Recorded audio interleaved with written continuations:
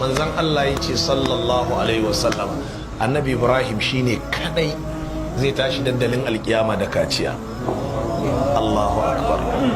Allah ya ce wa Ibrahim allazi waffa, da Ibrahim wanda ya cika umarnin Allah. Shekarar shi 80 a duniya. Allah ya ce ya je ya dauki zarto yi wa kanshi kaciya, ya je ya zauna yi wa kanshi kaciya sai da ya warke da cikin jama'a. Kaji hikimar, don haka zai tashi da kaciya ranar alkiyama shi kadai, in ba haka ba kowa da loba zai tashi. Sannan tsirara, hufatan ba takalmi, uratan tsirara, hurlan manzo Allah ya ce kowa da loba. Sai Aisha ta ce kai mata sun kaɗe, a'udhu billahi, yanzu ya manzon Allah tsirara ranar alkiyama, ga siriki ga sirika. manzo Allah ya ce Aisha ki shiru, ke yarinya ce baki san kiyama ba.